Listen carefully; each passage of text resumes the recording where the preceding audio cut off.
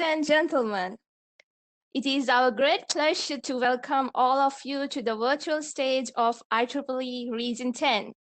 I am Savitya Sivakumar, the Region 10 Young Professionals Committee Chair, and it is my great honor to be the host of the first webinar under the 10 Talk banner of IEEE Region 10.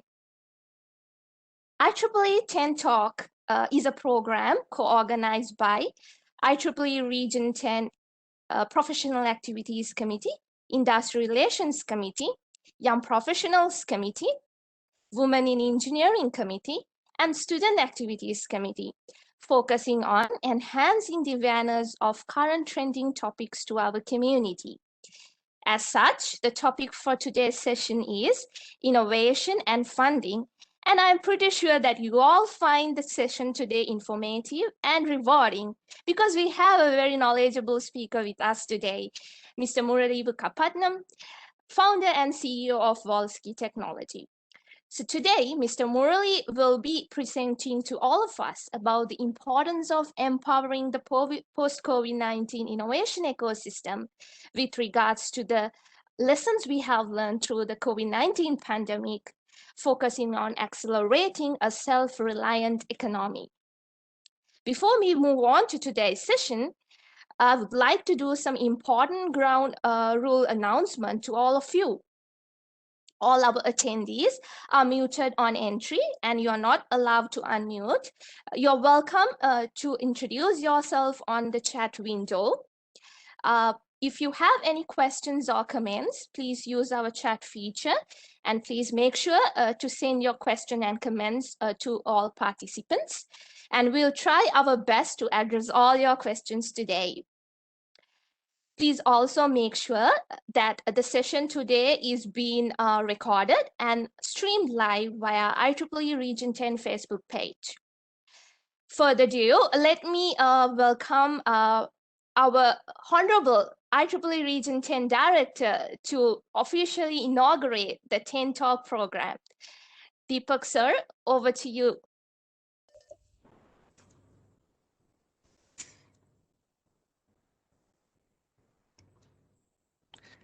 Thank you, Savitya. Thank you very much. And let me thank Dr. Jia for this collaborative initiative. And I would also like to thank Nirmal and BG Park for their support for this innovative and collaborative program of Region 10.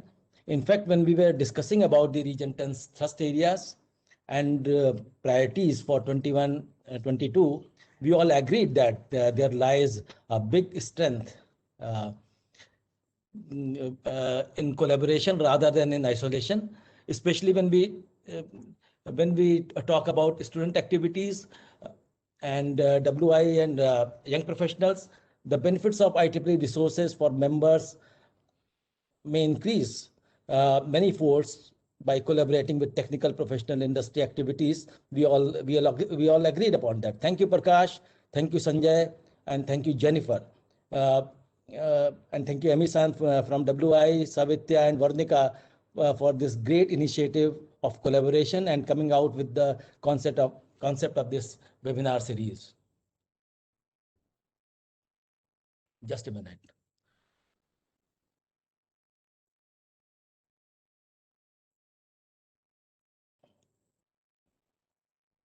So the name of this talk series, which you all decided to keep as 10 Talk, is really very appropriate, and many congratulations for your great work. 10 Talk would not only focus on technical topics, but going to cover a wide variety of subjects benefiting our members. We will be focusing more on career development and professional development of our members, and this is the first of our talk series program. Feedback is very important in a system, and that is to make system better and which will bring improvements. I'm sure the feedbacks from our participants would help us making our programs more member-centric, more member-friendly, or more appropriate for our members. So I'm happy to share that Region 10 is performing well, and even during this pandemic, we kept our members and volunteers gainfully engaged. Our Region 10 volunteers leaders are very dedicated and all sections contributed immensely. They were innovative and creative in organizing virtual events. Since the current ongoing pandemic hit the whole world, we continued organizing our activities. We could make all our planned in-person events into virtual events very efficiently and very effectively. I must appreciate your dedication, and it was not possible without the support from IEEE staff. I would like to name R10 for that, and I want to thank each one of you for your great efforts. I would also like to mention about the success of our virtual SYWL, which was held last year. It exhibited true potential and strength of Region 10. The way they worked in a team. It was pleasure to watch the innovative and creative programs organized by Region 10. And this was done by all our SYWL team. And the same team is involved here with our industry and professional activities together. With this, I thank you again for this great step and appreciate thoughtful selection of today's topic of webinar. And I heartily welcome Mr. Murali, our today's speaker, and thank him for accepting our invitation. So thank you, Mr. Murali, for joining us today for this great session. And I wish you all a great time in this session. Thank you very much, Savitya. Back to you. Thank you so much, Deepak sir, for the wonderful inaugural speech and also for your support and guidance for our R10Talk program throughout the planning stage. Dear all, now we are moving on to our main session, the talk by Mr. Murali Bukkapatnam on innovation and funding. So let me introduce our moderator for today, our friend, Mr. Volksy Krishna. So Volksy, over to you. Thank you, Savi.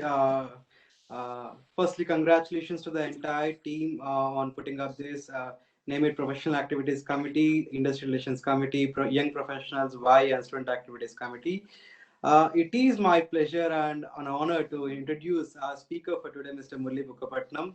Mr. Murali is a founder and chairman of Volksy Technologies and a venture development firm in Build a Startup Studio, and nurturing and mentoring many subsidiaries like Provider, Huskare, GDH Workforce, and whatnot. And Murali is also our board of trustees at TIE Global and is a past chairman of TIE Hyderabad.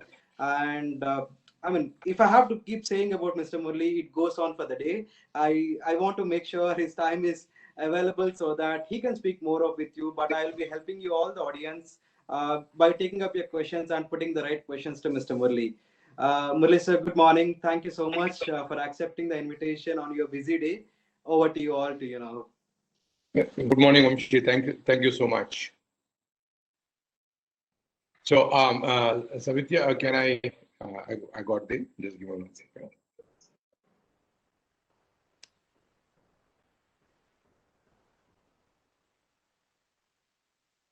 Is this visible in a normal way? No, sir, actually, it's an presentable.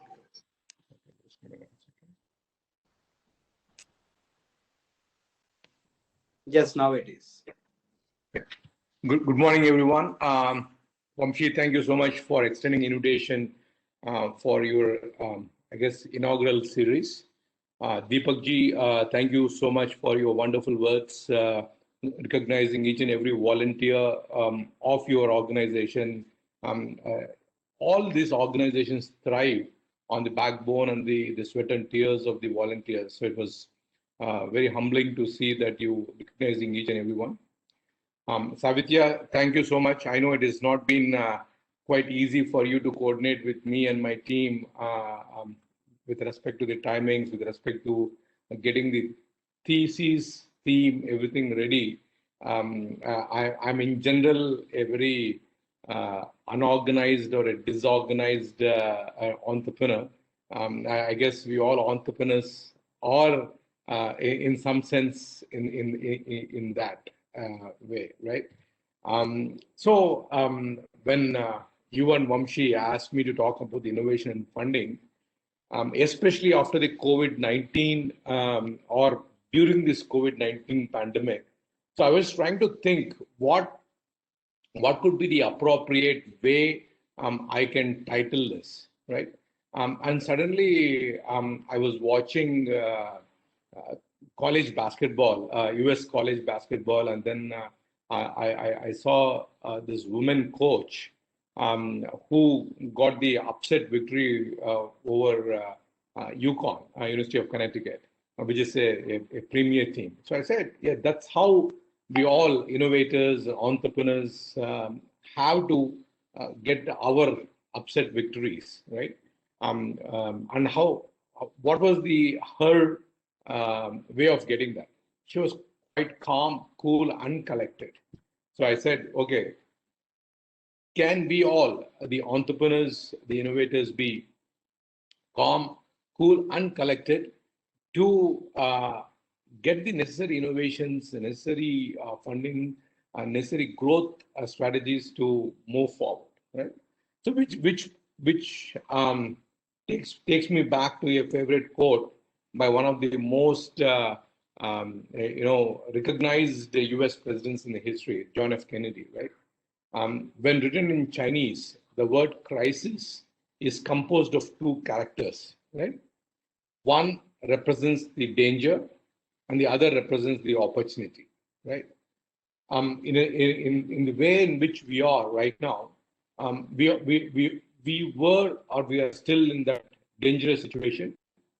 But I do believe that this provides all of us a tremendous opportunity to move forward, forge ahead. I want to take a minute and just narrate a personal story of mine, right? As you know, for the entire world, last year is almost like a washout. And for me as well, that the case is no different. But it is a lot more severe because majority of our revenues comes from the government programs where we work with, under which we work with, where we try to create impact for the unemployed youth in India, and in the state of Telangana, where I am from, city of Hyderabad. What I realized that I had two choices. Either I can go into a shell, or I could use this God-given opportunity to do something different, right? So I took the latter one. I became much closer to my family. I worked on my own personal roadmap. Where do I want to be in a couple of years as an individual? So I spent a lot of time looking at, or rather innovating myself, what I can be as a person. Three, as a company as well, what can we do as a company when the things come onto the track? So which we use that entire time, creating a lot of strategies, whiteboard discussions, internal conversations which we had. So I think we all have that innate ability to come out of a crisis, provided we recognize and say, okay, this is what it is, and now what can we do about it? So unless we are fully aware of it and take a neutral position of it, it is very difficult for us to take advantage of that opportunity, and we might remain in the danger zone, right? I want to take you guys back into the history before we start talking about how does one go about the funding and all that kind of this in the current scenario, right? If you go back into the first half of the 20th century, right? This was an absolute disaster in every element, right? From the human affairs, right? From the First World War to the Great Depression, Second World War, the rise of communist nations, each one of them forcing to split the world, right? If you look at the Germany, East Germany versus Germany, West Germany, political walls have come up. There were trade barriers, right? The trade tariffs were quite high, right? Transportation was very, very difficult from one part of the other. Communication was, so at every level of the your global perspective, there was a wall, there was an obstacle, and that was the first half of the 20th century, right? Which has divided the people and the nations. But if you fast forward and move to the second half of the 20th century, we slowly try to pull ourselves out of this abyss, right? Slowly you see that the 40% tariff rates across the globe come down to the average of 5%. We have become a lot more globalized world, right? If you look at the economic reforms, even in India, right?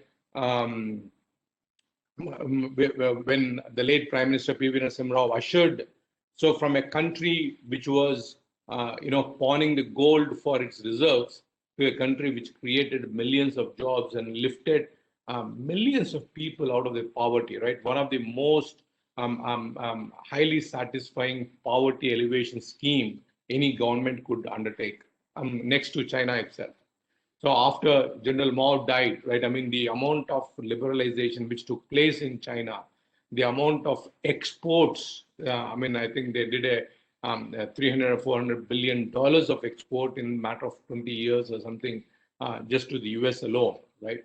So that is the kind of shift which happened in the second half of the 20th century. World became a lot more cooperative, right? If you look at a container ship which was which had the ability to carry 5,000 to 10,000 tons, today the capacity is about 150,000 and even more, and it is completely automated, that entire thing, right? The biggest innovation that has happened in the later part of the century was your communication walls coming down, right? There's nothing but our internet, right? Today, in this particular pandemic, where we are not able to meet in one-on-one physically, we are able to communicate with each other across the globe thanks to the internet, right? Thanks to the innovations like Zoom, WebEx, right?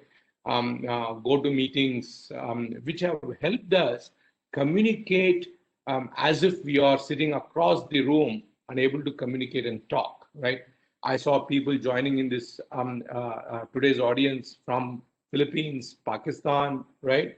Other parts of the world, Sri Lanka. I would have never imagined, right? This would have been this would have been possible, right? But thanks to the communication walls coming down, the iron curtains coming down, we are able to, and that I call that as taking advantage of the opportunity, looking at any kind of a danger zone, right? Any kind of effects, right? I mean, now in today's age, it is the COVID pandemic which we are looking at, but it could be any challenge which is thrown at us. So of course we are at unprecedented changes, right? But how do we handle those unprecedented changes, right? The only one thing which can take us to the next realm of human living, right? Human living condition is the ideas which are going to drive the growth. What do I mean by that, right? These are the ideas where R&D costs are very, very high. Case in point is your COVID vaccine, right? The manufacturing costs are extremely low, right? So in order for you to manufacture a vial of vaccine, it's very cheap. But the entire R&D which has gone into creating that vaccine is very high. More than ever, right? Compared to your last century, early part of this century, now this particular time in which we are, these are the types of ideas which will drive the growth, right? And which will drive the growth on the cutting edge, right? I mean, you are seeing the stock prices of the Bitcoin, going through the roof, right? Because people believe the ability of such technologies to take to the next level. You have seen the stock prices of the Tesla, automation, right? What can happen? So wherever the cost of R&D is higher and the manufacturing costs are going to be cheaper, that these ideas are going to, change the world for better and in a very, very drastic manner, right? I was reminded of a saying, right? One apple feeds one man, right? But one idea can feed the entire world, right? It could be a sustainable development goals which we are working towards, or is it alleviating the world hunger, right? Or trying to address the agrarian crisis in sub-Saharan African countries, right? Whatever the problem could be, if we have that disruptive idea, we could come out of the any challenging times, let alone the challenging times which the pandemic has created.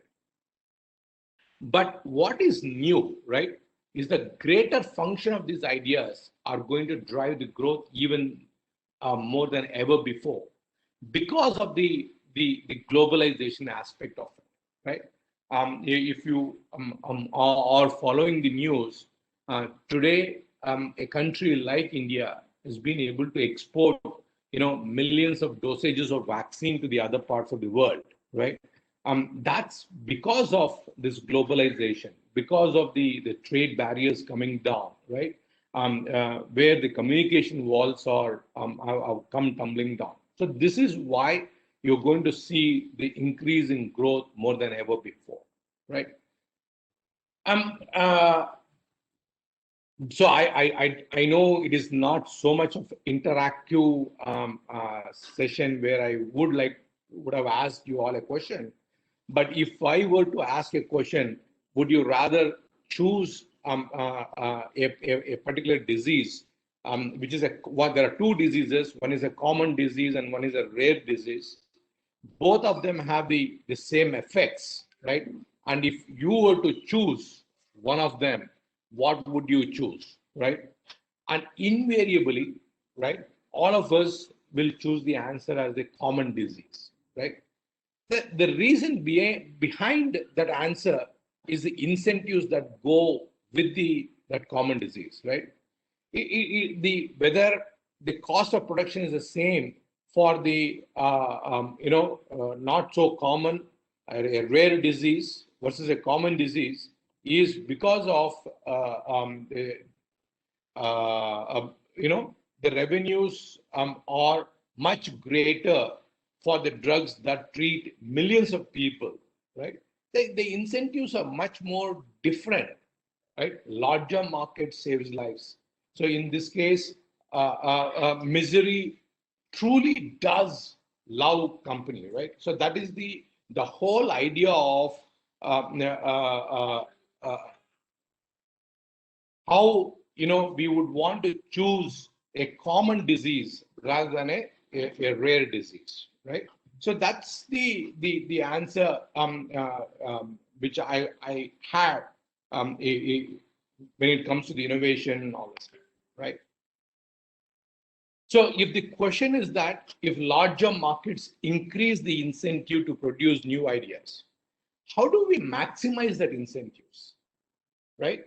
So we all will be thinking, okay, so the answer is very simple, right?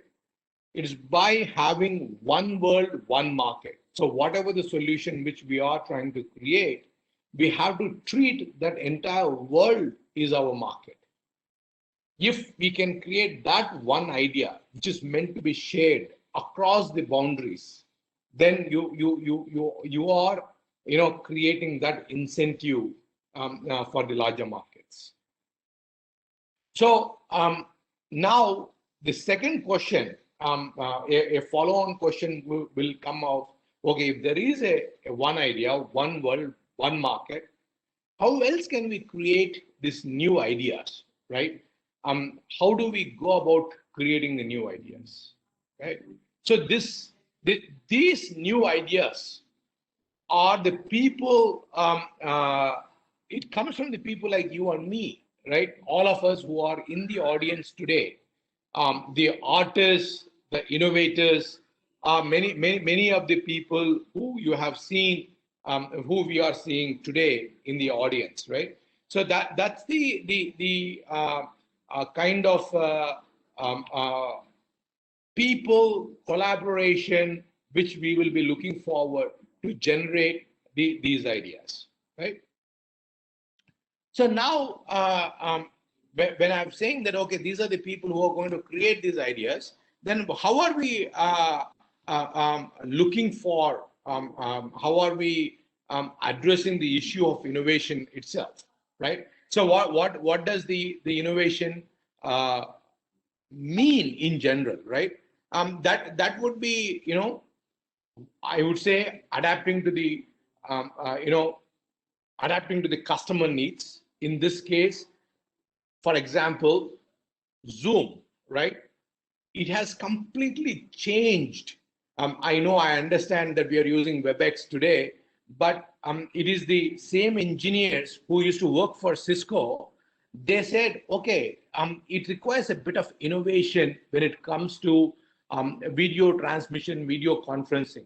So they reinvented this technology completely from the grounds up, right? A green product. And now look at how Zoom has revolutionized. Within the months, it has become a unicorn. And you look at a school, you look at an online tutoring, right? You look at people, families, right? Across the globe are trying to communicate via Zoom. So that is the customer need which was identified and which was addressed, or rather adapted to. Then addressing the opportunity areas which are getting created by this changing landscape. So, for example, this COVID-19 pandemic has made many of the sales operations, the physical door-to-door retail sales operations, as I wouldn't say it obsolete, but curtailed to a large extent. So how do you identify and quickly address that issue? The third one is reevaluating the innovation initiative, right? So how do you proportionately allocate your existing resources, right? So let us say you are running a retail shop, or if you're running a hospitality venture, how do you evaluate, you allocate your resources to delivery operations as opposed to the in-house dining options, right? Then you build a foundation for the post-crisis scenario, wherein which you go about and build an extremely competitive recovery period, so that you are still in the top percentile of the business, right? So as I said, the innovation, especially in this pandemic, has brought changes to the sales models, right? There are new offerings which have come about. Absolute changed customer behavior, right? My family, we were not used to buying groceries online, even though Big Basket has been here for quite some time. The only thing which we used to, from a grocery point of view, which we used to buy online was meat, right? But now we started buying vegetables, fruits, everything online, right? Then you see suddenly the entry barrier for these people is also lowered quite a bit, right? So suddenly you see 10 different online vendors. Farmers directly themselves are using WhatsApp, Facebook messengers to communicate with the communities to sell their products directly. So there is an influx of competitors from different industries, which is unexpected, thanks to this pandemic, right? So how do you do a pivot, to to take advantage of this. So I'm going to take a pause and I'm going to ask you a question, right? I mean, when we are addressing the innovation, right? I don't know how many of you are bikers in the audience, but who do you think has invented the mountain bike, right? So the big fat tires with the horizontal bar, right? The traditional mountain bikes which you see.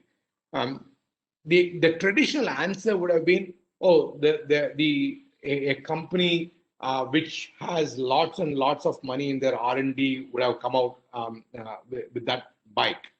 Now, actually, it did not come from there. So the another answer might be, oh, okay, there is some genius working in a garage. He would have created this bike, and we're all enjoying the fruits of it, right? No, actually, it did not come out of that either, right?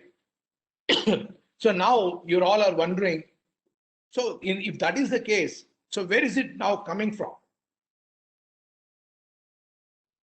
So the answer is quite simple, right? In this particular day and age, when you don't have a communication barriers, when you are the globalization walls have come down, it is the users who have created that bike, the consumers of a regular bike, right? If you recall, we used to have these racing bikes with your handlebars bent, right? It had the gears and everything, so it was helping you to ride a bike a little bit more faster, but it was a little awkward, right? Then I recall we had these bicycles in my household, which had a horizontal bar, but like a big bicycles, which are very awkward to even to look at it, right? So then these consumers said, okay, can we do something about it? So a group of regular users came together and said, can we mix and match, the parts of the racing bike with the regular bicycle, and we create a new entity, right? And that's how they created this mountain bike. And when this particular group started using, few other groups came together, they started using, right? For the longest time, these mountain bikes were called clunkers because it is an amalgamation of the parts from here and there, right? They didn't have anything, right? But they were using it. So when they started using it, then few companies which were supplying these parts to these groups, they said, hey, looks like we ourselves can create it. And that is how the innovative companies take shape, right? So the company which took notice and came out of that is Marin. And after that, now all the big, be it Twin, whichever the big top bicycle companies, they all, come about and started creating these bikes. Now today, that is a $58 billion industry, right? So there's no difference with your Airbnb story, right? It is no difference with your Netflix story. It is no different with Amazon story, right? Delivering the books to households. That's how the Amazon started, right? Now today they ship everything and anything under the sky for you, right? Even if you want a spacecraft, they can shift. So there is but the underlying principle there, what I'm trying to address is, it is the consumers now who are coming up with these ideas. The consumers like you and I, who are software engineers, who are artists, right? Who are designers, who are textile designers, who are retail operators, manufacturers, who are in the audience. They are coming with these ideas and giving the shape to these ideas. So this particular category was completely created by the consumers. And going forward, this entire economy post-pandemic right, will be driven by the ideas that are created by the passionate, professional consumers who are extremely knowledgeable about what they want, how they want it, and they have a reason and a belief system in which they believe that they can, and they have an incentive to innovate, right? They will go and learn a particular skill if they don't have the skill, and then again they will create the solution which is required for it, right? Yeah, you Lucas, any an entrepreneurial journey which has come out of the recent times, it is all because of the problem which we find, right, which we are trying to solve. We will learn about that particular issue. We go deep into that, given the knowledge and the resources which are freely available in this World Wide Web, in the internet era, and that's how we go and create this, right? So there is so how do we move forward, right? How do we break the dogma of creativity, which we all face today? So most of the people, right? I mean, the policymakers, you, me, everyone thinks that how do this particular creativity come about, right? The traditional view, right, is that there are some special people who are sitting. I mean, you might have watched hundreds of Silicon Valley movies, including the Facebook story, right? You might have read Peter Thiel's books. So you have a vision, you have an impression in your mind that these are some geeky kids having their baseball caps, turn around, who have dropped out of Stanford's or Harvard's, right? Sitting in the R&D labs, or gone on a silent retreat for a month, come back with this, epiphany, right? And have created these ideas, or created these products, created these services, which we all tend to use. So, so there are special people, special places, think tanks for this idea, right? And even our governments, when they ask about the policy recommendation, I mean, we have a classic example here in Hyderabad itself.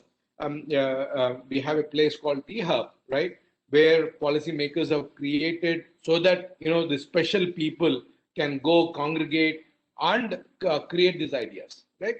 But this is not so much so, right? It is not how these ideas come about. And this particular view of thinking is increasingly wrong, right?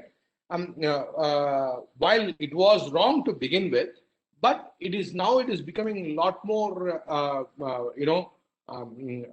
proof driven wrong. Because nowadays, all these ideas, right, whichever you are looking at, whichever you're using it, are coming from the consumers, right? This is the radical innovation, right? When there is an idea or innovation which is going to affect a large number of people, right? There is a great deal of uncertainty which is attached to that, right?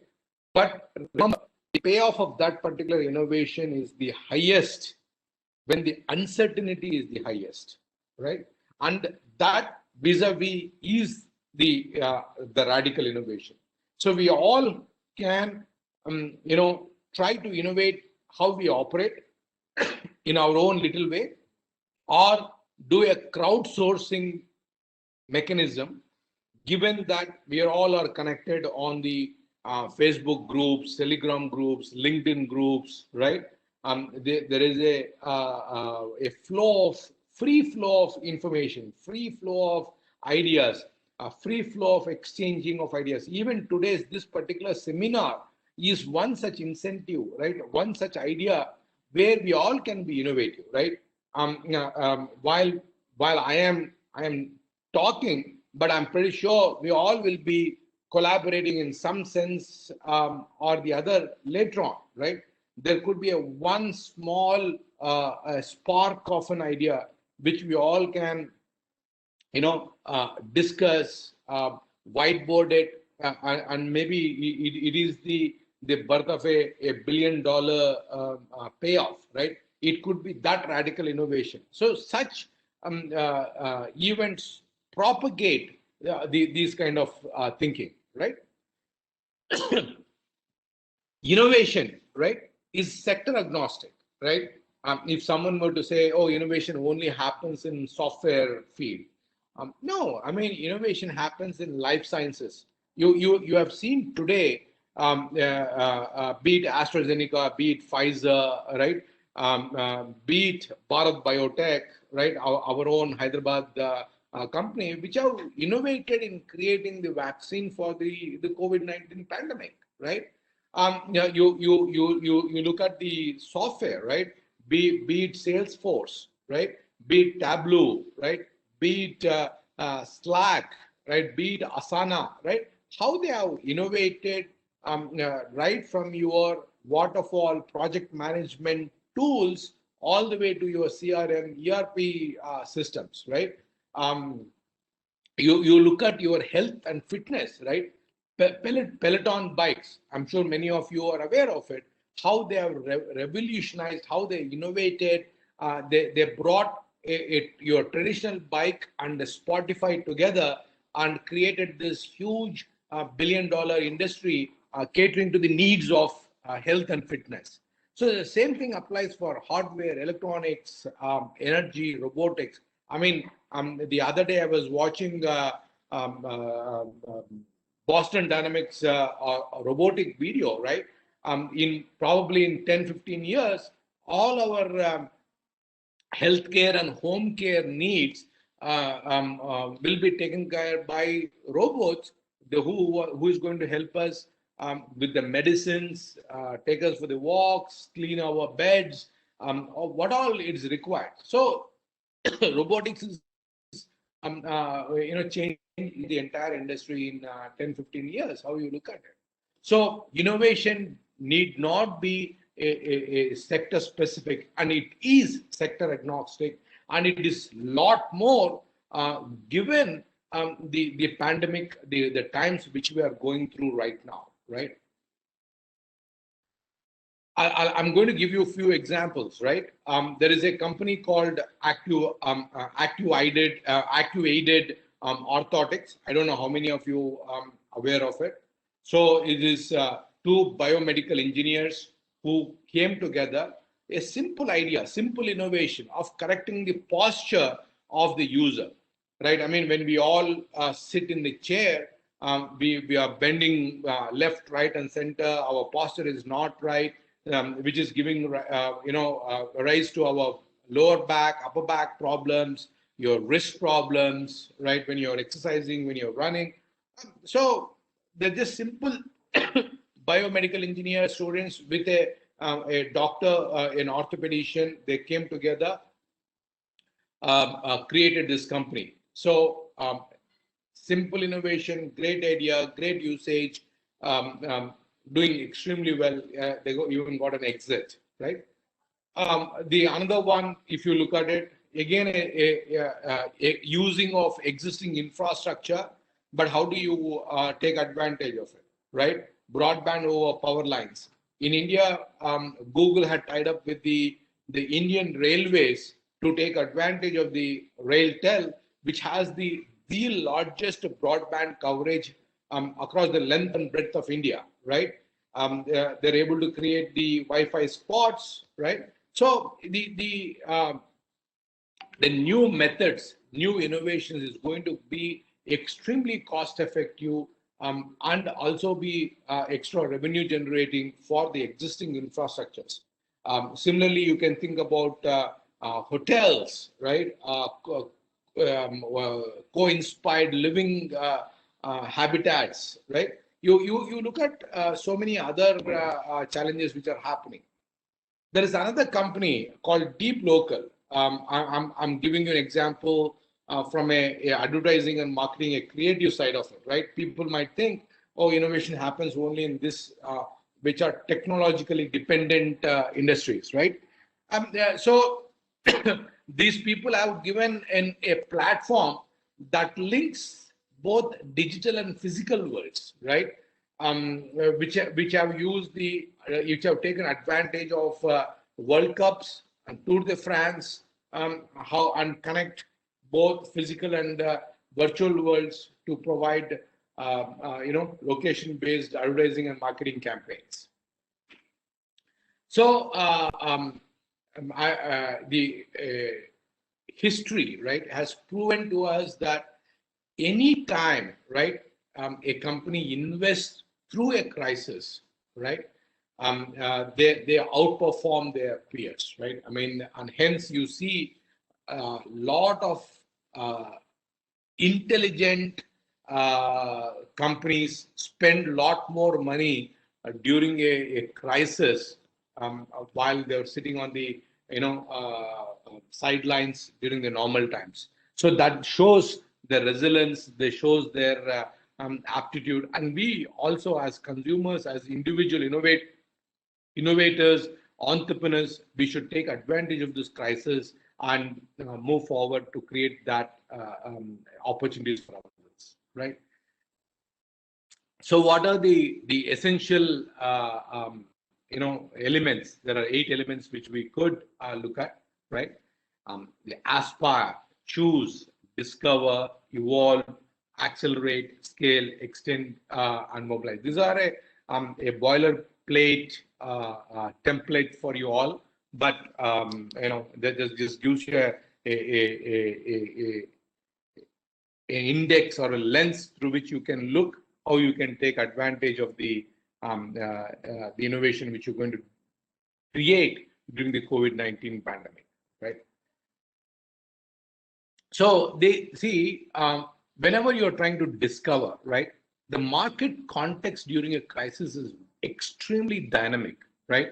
So a couple of months ago, we all thought that the COVID-19 has subsided and we are now going back to the normalcy with the vaccine being rolled out. We all thought we could go back to our offices and work a little bit normally, right? But then if you see in last 30 days, the spike in the cases has again, given us that, yeah, things are not going to be as normal as what we are planning to be. So maybe there is a bit of dynamism which we need to bring into our thinking, right? That when we ourselves try to think a little bit more dynamic, we will have the ability to be a lot more powerful, which helps us to discover, right? So then it comes about the ability to choose, right? What are the elements which we can fund, right? Which initiatives do we want to choose from the pipeline of ideas which we have created to move to the next element, right? Which is the aspiration, right? Do I want to be a lifestyle? Do I want this particular idea to be lifestyle? Or do I want this idea to be a market-based solution which can affect millions of people, right? So that is the aspiration in which all of us have to that is a lens through which we all need to look and go about it, right?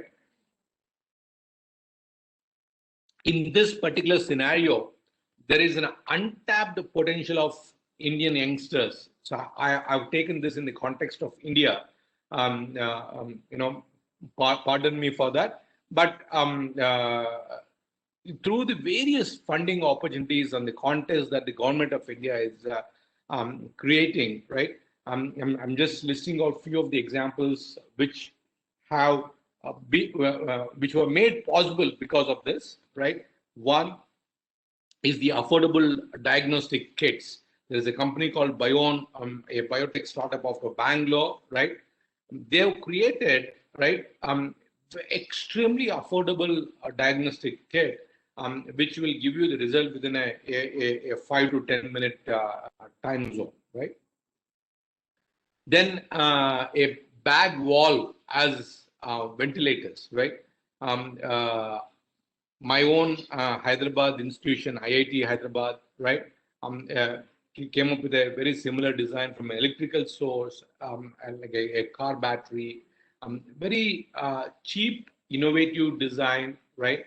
Portable, which costs you less than 5,000 rupees, which could help, save so many lives, right? Then you have Naval Dockyard from Visakhapatnam creating a multi-feed. Is the challenge of this is actually from a medical side of it, things don't work from a multi-feed one, but it just shows you the when you have a crowd wisdom, when you have multiple people working, how a innovation can take place, right? This might not be a practical solution, but this is what I just want to give. Disinfectant tunnel, like especially in your construction sites, large retail, this thing, it gives you an opportunity for hundreds of people to get disinfected in a certain frame of time, right? A nice, neat little innovation might not have a great commercial value, but from a time variable point of view, it gives you a great innovative mindset, right?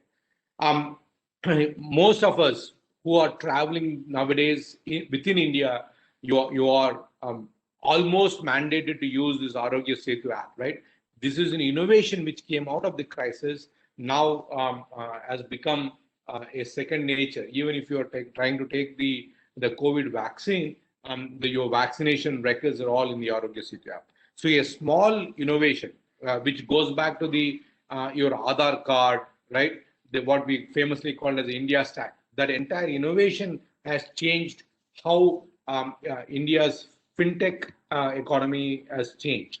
So that's in a similar sense, your Arogya Setu app is going to change the post COVID-19.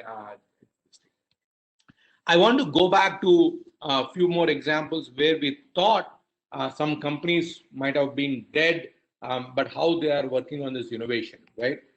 We all thought Blackberry is dead, but now Blackberry is betting so much. New CEO, Mr. Chang, is trying to get into the mobility and automation space, smart vehicles. He is creating multiple challenges, right?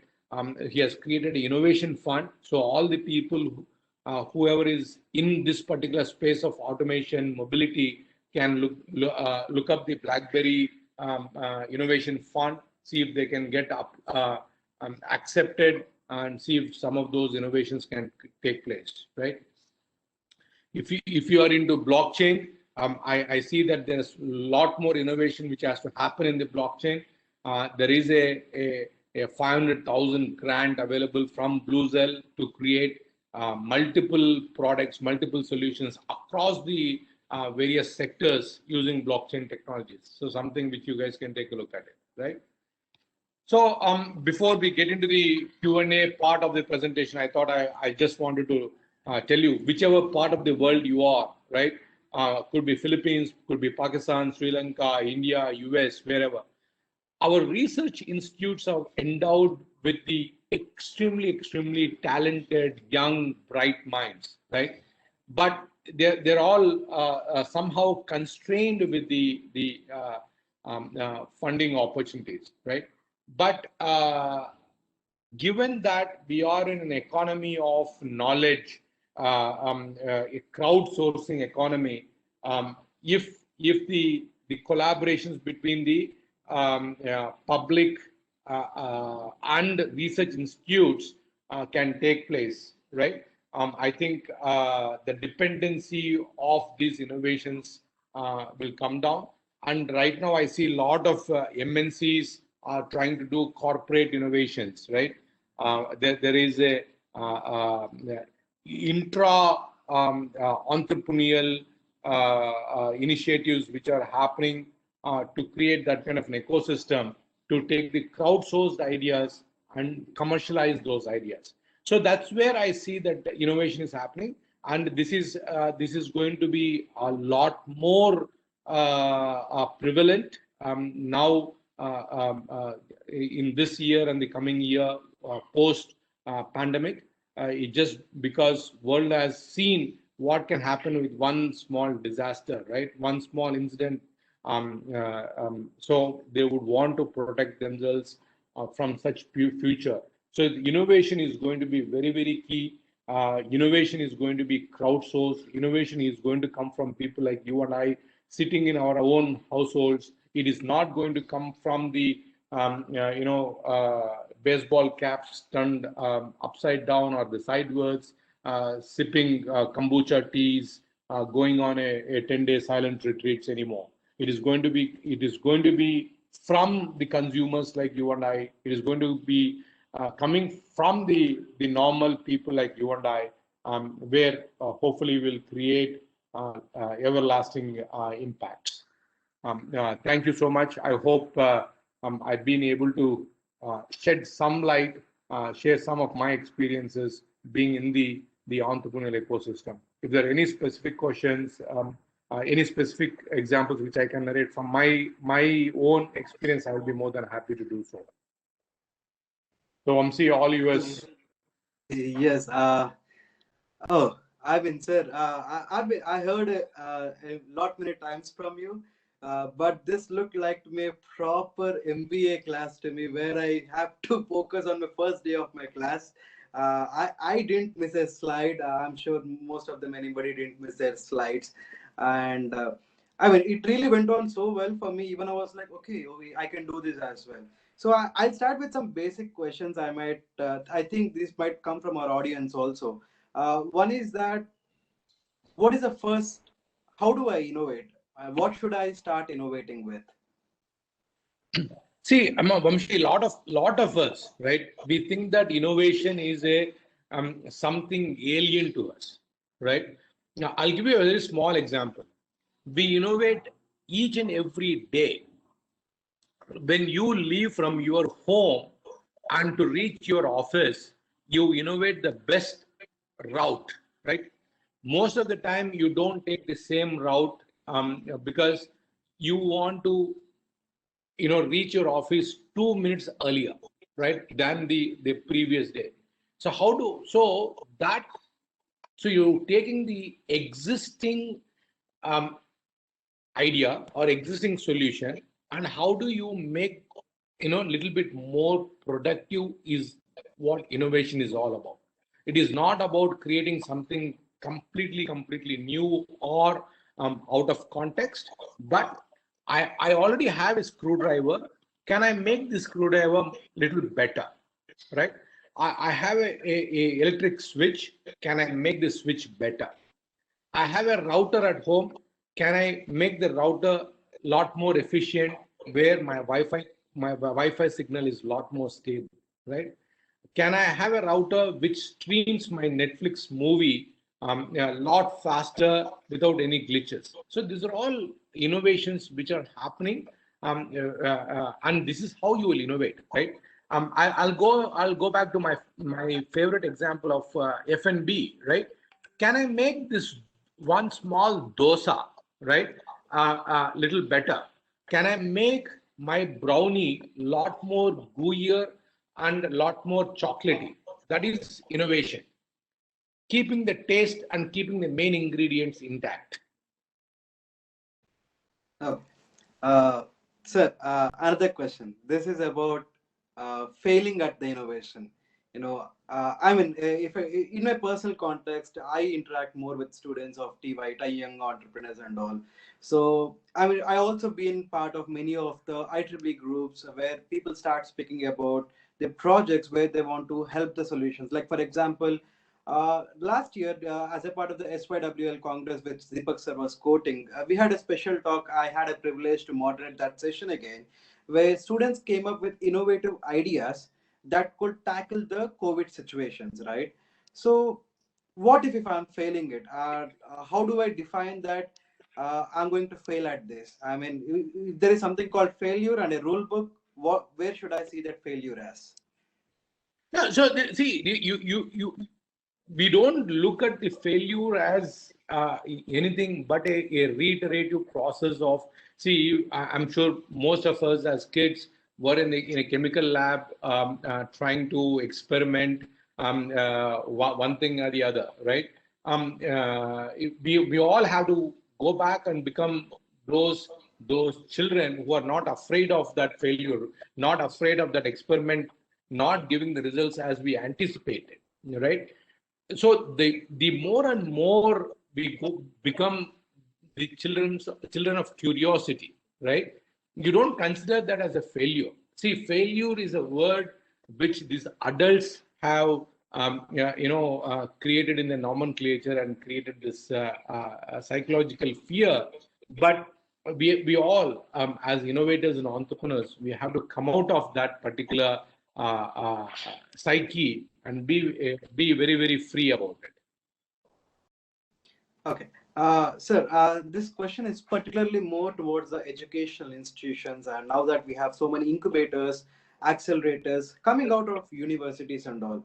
So from an entrepreneur point of view, from your point of view, are you seeing this innovation from within the universities, and how does this universities have grown towards it? So Vamshi, could you rephrase that question again? How do universities foster the innovation? So can you go back? Yes, and also how do entrepreneurs look at these innovations coming out from universities?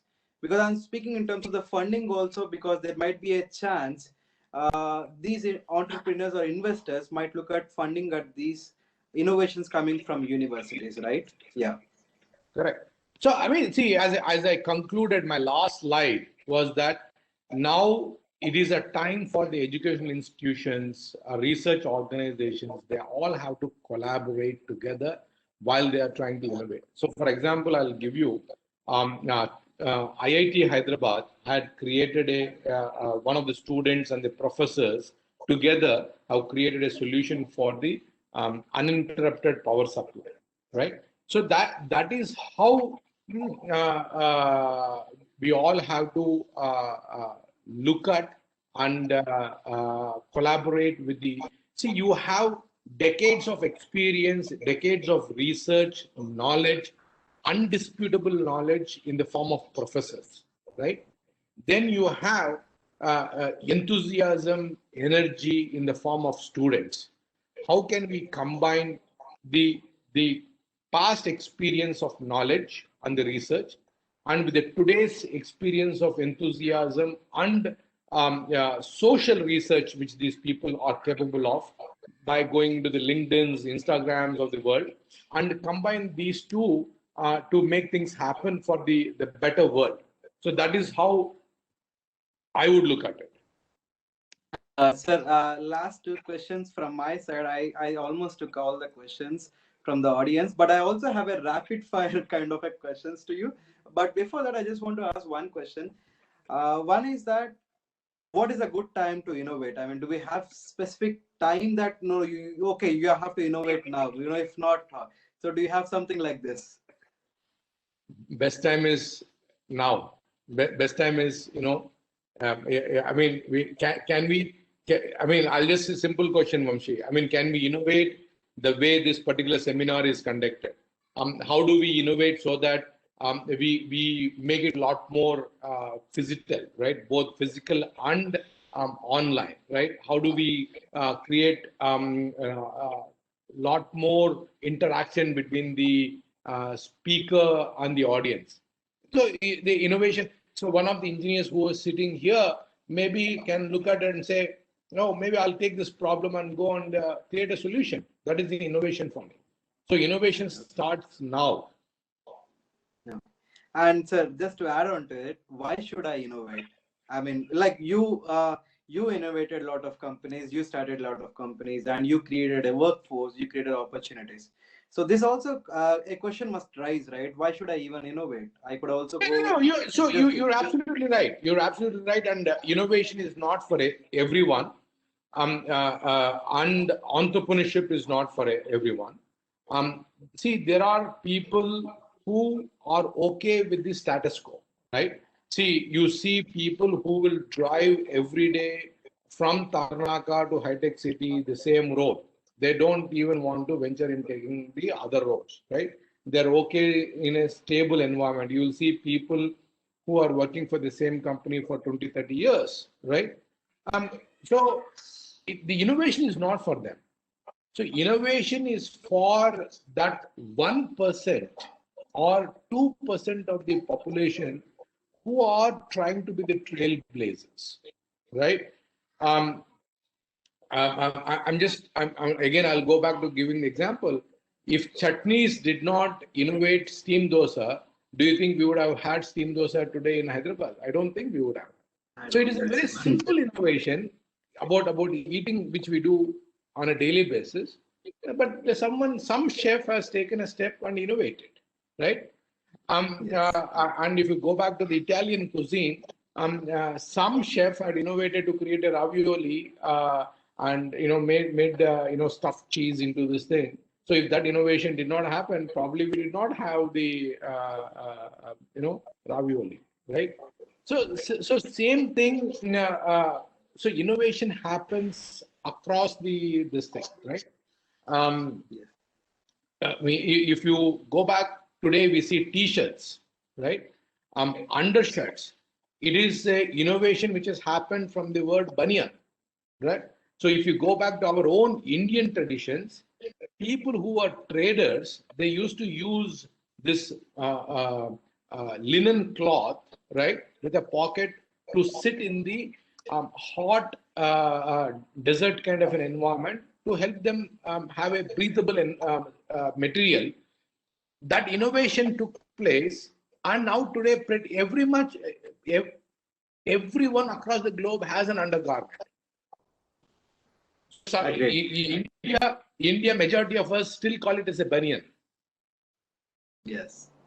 And So sir, one final. Yes. Vamsi, I have a question. I have a question for Murali. Yes, sir. Please. It was a nice presentation, sir. Nice presentation. I enjoyed it. I work for a power utility, and I am also in the HR department, which looks after the innovation and knowledge management. My first question is: you have given some examples that has taken place during the COVID in development of few, say, multi-oxygen generators and something like that.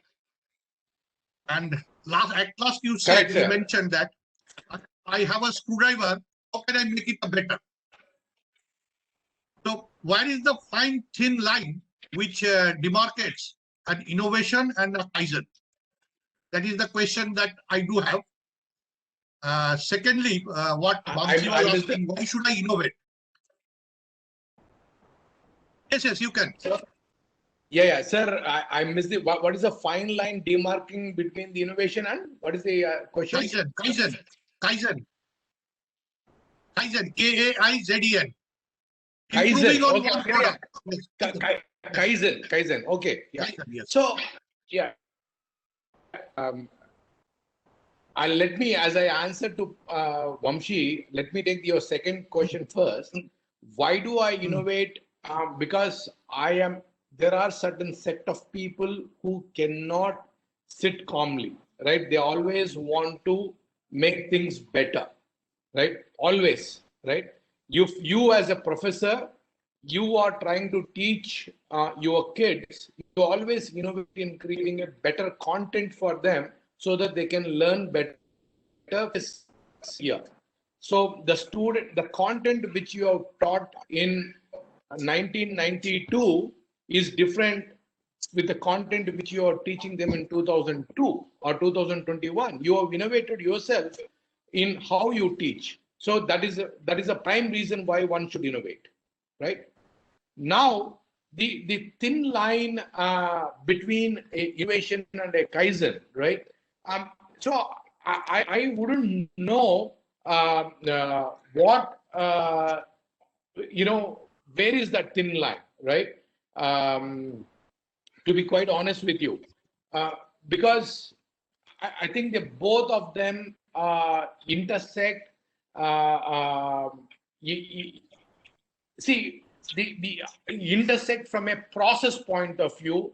It is from a efficiency point of view.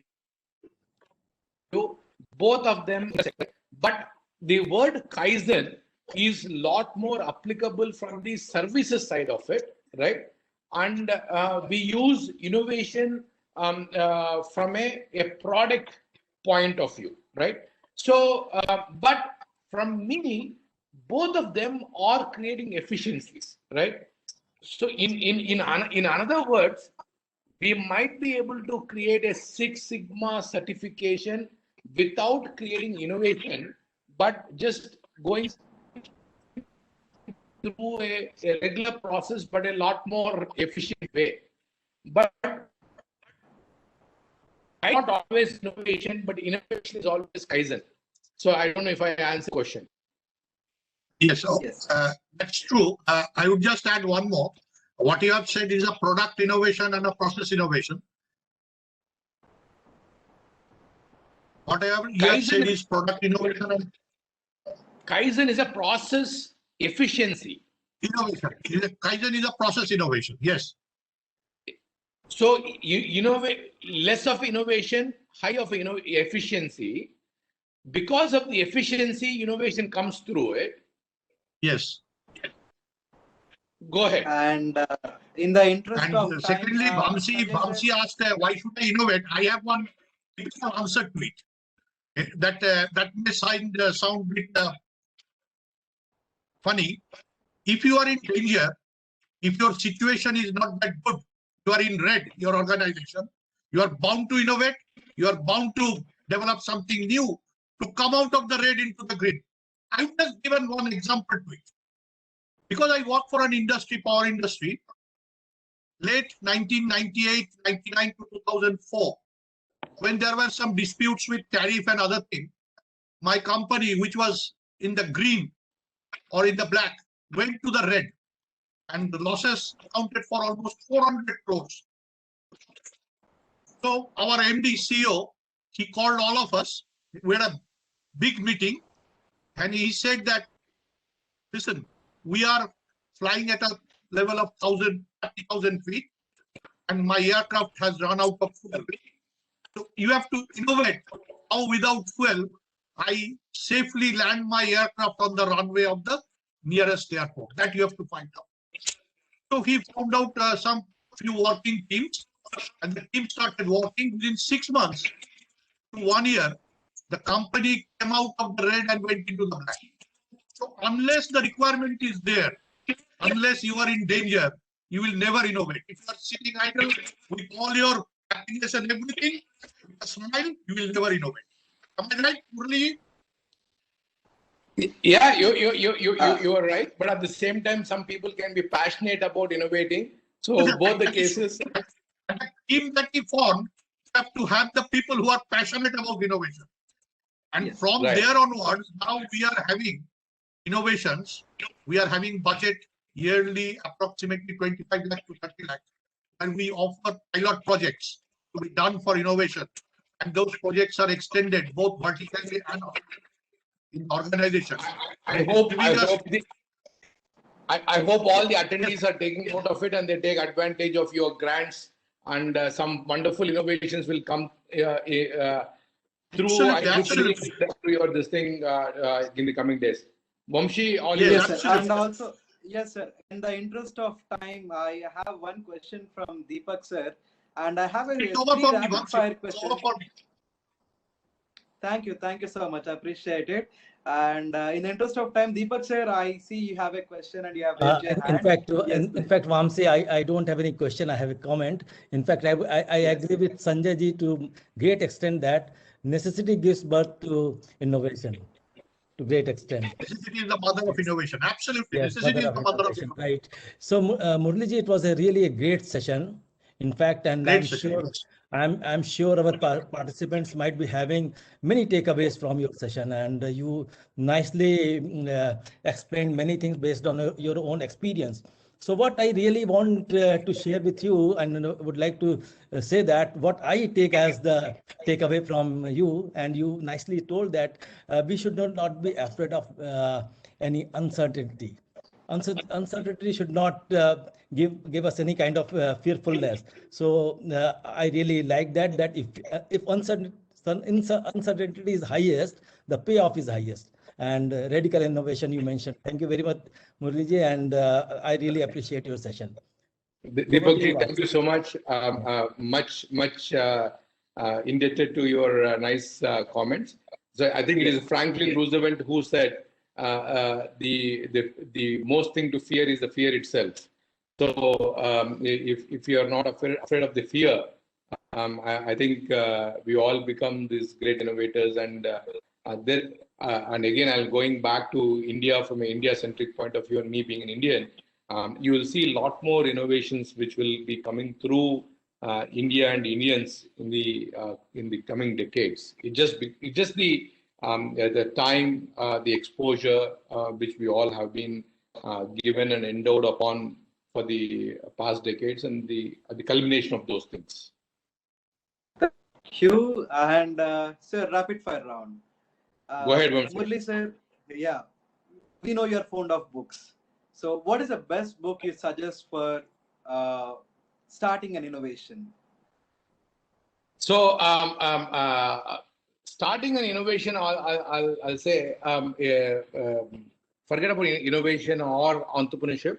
Hard Things by Mark Anderson, Hardest Things, I guess. That is the first book which I would recommend, right? And then the second book is 0 to 1 by Peter Thiel. These are the books which I would say one must go through and read. And second question. We millennials, I mean, I'm not a millennial, but I see most of the millennials joining in, and almost everybody binge watched through the lockdown or through the pandemic and all. What is that one platform, OTT platform, that you think has created waves through this and created an opportunity out of the disguise? See, Netflix is the one which has created the binge watching phenomena to begin with, right? So it is a very interesting question, Vamshi, you asked. If you look at the innovation which Netflix has created, so earlier days, in early 2000s, Netflix used to mail the DVDs to the homes in US. So you can choose 2 or 3 movies you watch, and then you put it back in the mail, and then you'll get it. Then when the internet was expanding, they said, okay, I'm going to cancel this. I'm going to innovate and stream this thing.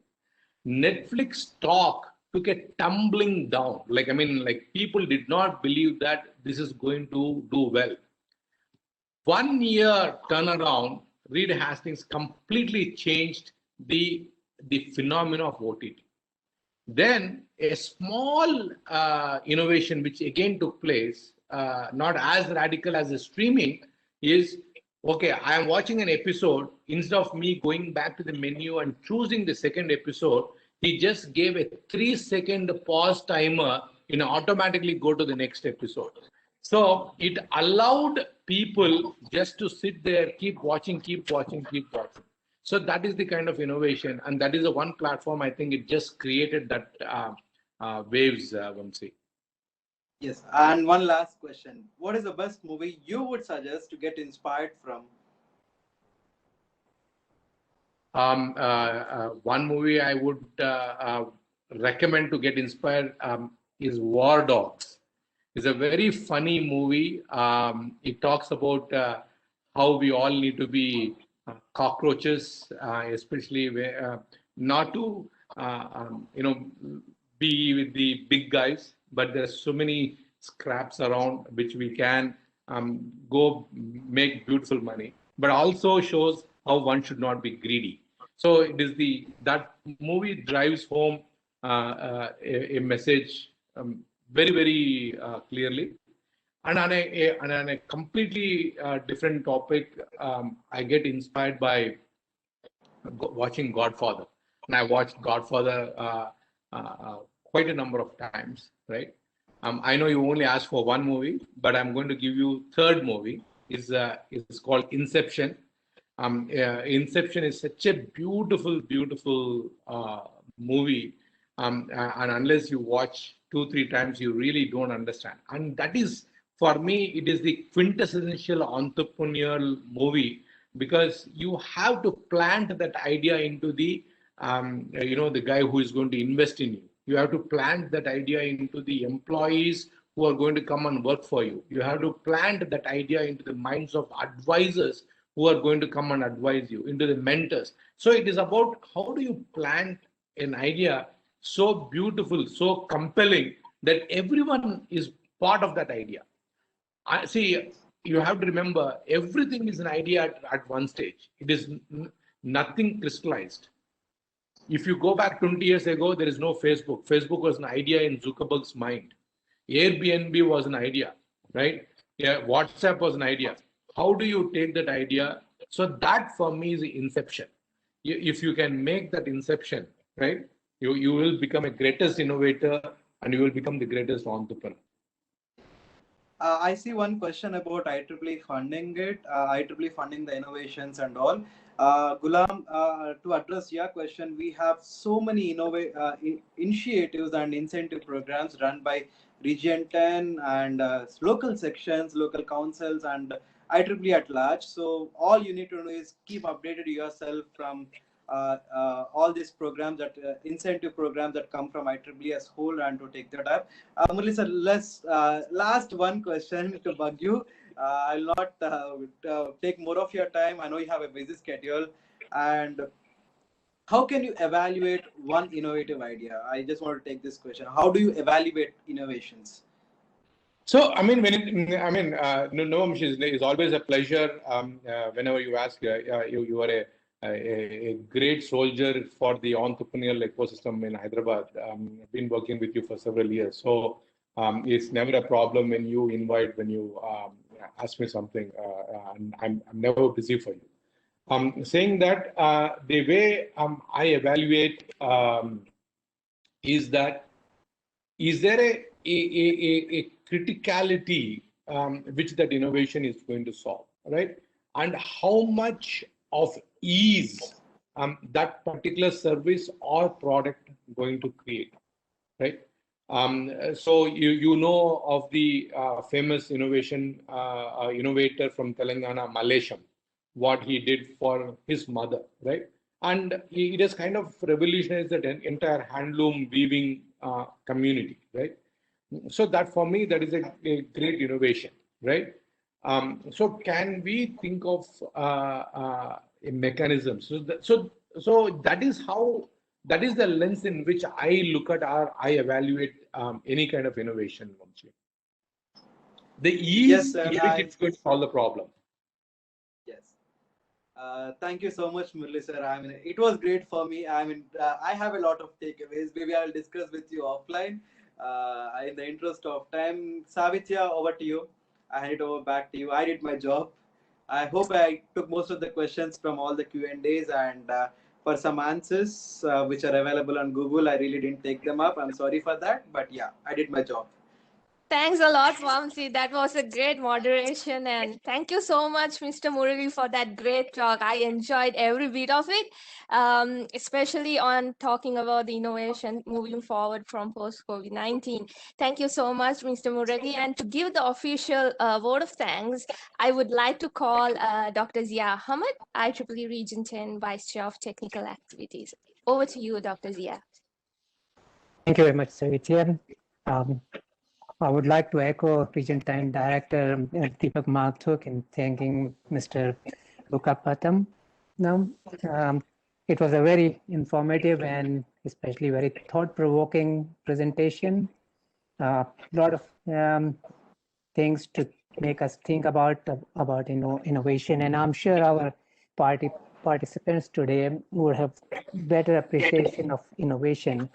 Of course, innovation is very important for our region because we have some of the most densely populated countries in the world. And as you rightly said, that customers are the one who drive innovation. If we can adapt their requirements and their needs, innovation will follow. So I really enjoyed your talk. It was very interesting, and to hear a lot of thought-provoking ideas. So thank you very much. And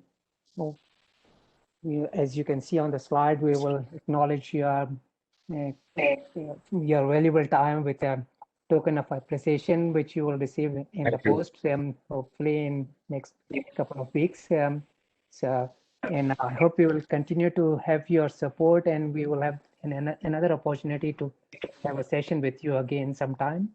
So thank you very much, Mr. Bukkapatnam. Very nice of you to give us your valuable time and advice. Thank you. Also, I would like to thank Region 10 Director Deepak Mathur for his continuous support to the team for coming up with this idea of Region 10 webinar series, 10 Talk. Thank you, Deepak, for encouragement and your support. Thank you, MC, for very nice moderation.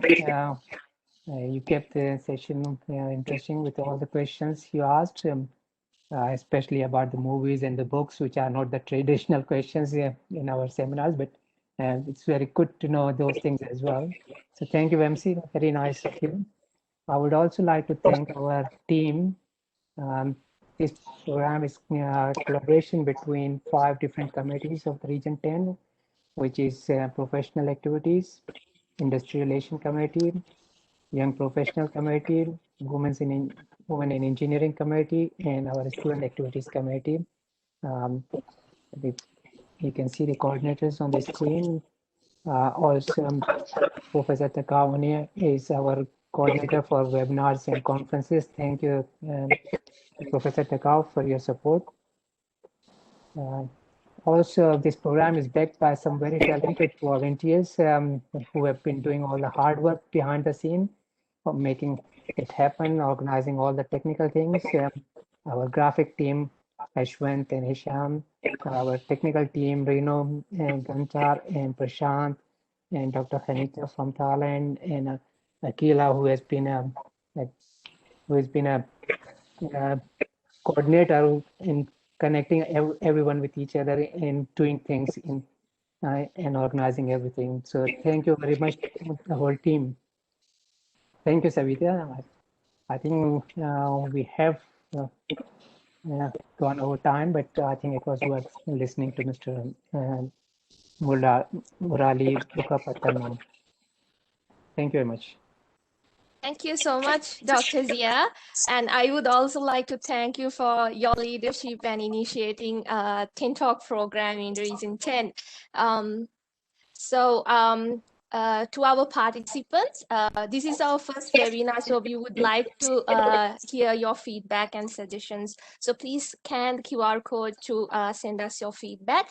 And one of our team members also have dropped the link to the feedback form in the chat window. Please attend to that as well. And a sincere thanks to all our participants for making this webinar a success. Thanks for truly engaging with the session. And stay tuned with us for our next webinar coming up in the final week of April in conjunction with IEEE PES Day 2021. More details will be posted soon, and stay connected with us in LinkedIn, Facebook, and YouTube. And we'll be going for a group photo now. We'll start with the panelists, and then we'll be then upgrading our participants to panelists to turn on the video. So let's start with taking the panelist photo. Kira, are you ready? Yes, I am. You can go. Okay, over to you. Yeah. All good. I'm in count of 1, 2, 3. Okay, thank you. I hope that works. Amy, you got one right.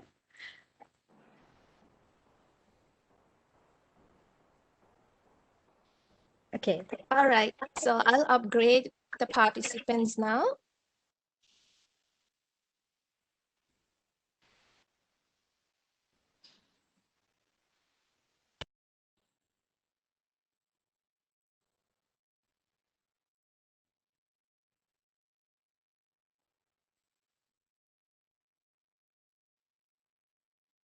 please turn on your video and our team will be taking the photos shortly.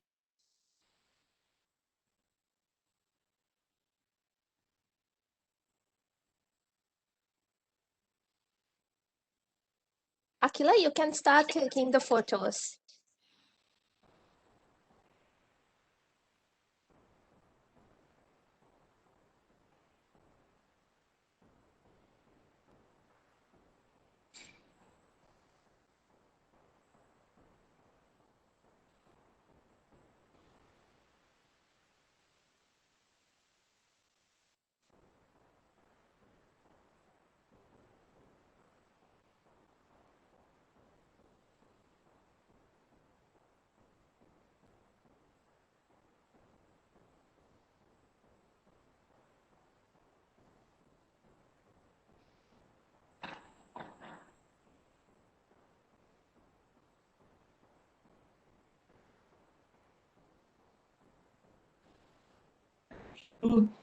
Thank you everyone for joining in. Thank you, Savi, for all your help. Yeah.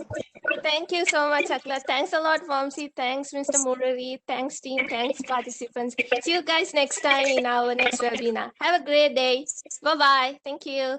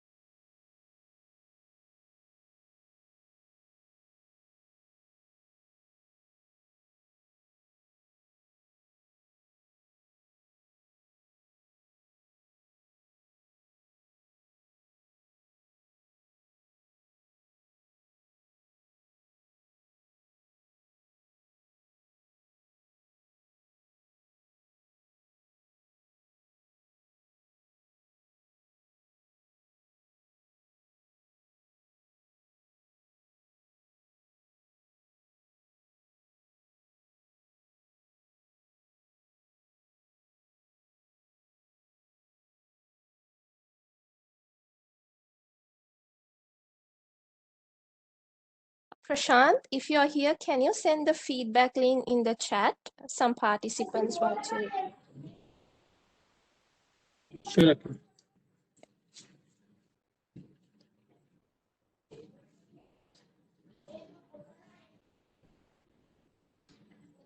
I posted it. All right, let's wait for another few seconds and then close the session.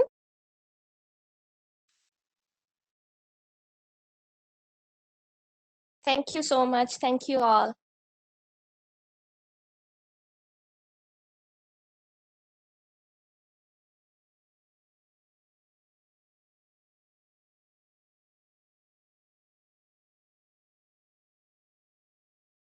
Thank you all. So see you guys next time. Have a great day. Thanks.